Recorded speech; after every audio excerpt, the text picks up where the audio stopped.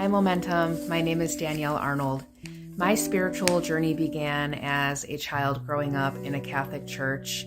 It was a very negative experience for me because the church was not welcoming and it felt like you were condemned for pretty much everything.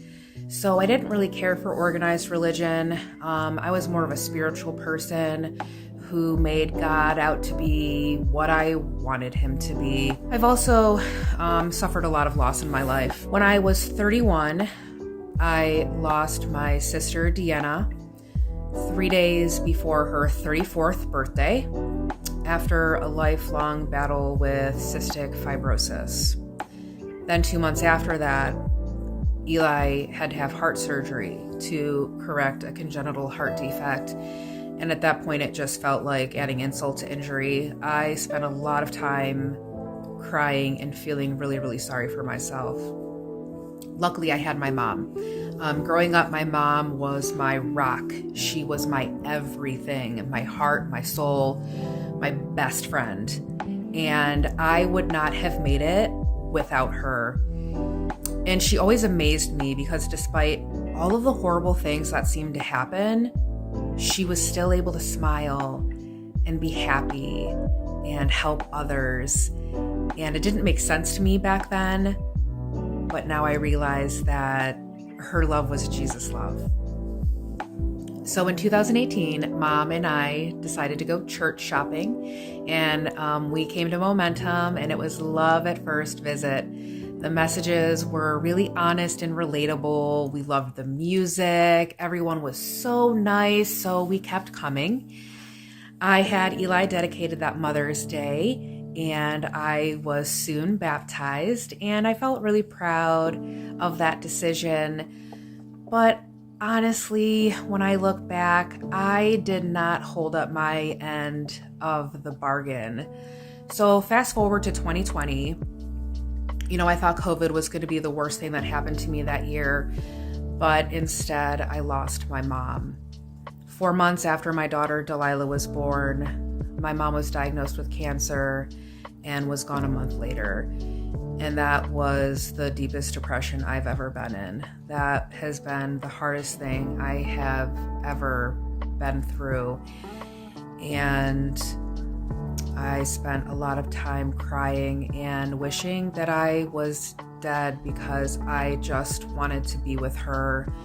And I was so angry and furious that I didn't even know if I was capable of loving anyone, not even my 2 beautiful, amazing children. And at that point, I felt like they would just be better off without me. And then on the 3rd anniversary of my sister's passing, something in me just snapped. And I told myself, you cannot keep doing this. Something's got to change. So I put the kids in the car and we went to Momentum that day. And then we kept going back every week. And every week, the message was usually pretty difficult. And I cried at a lot of services, but it was everything I needed to hear.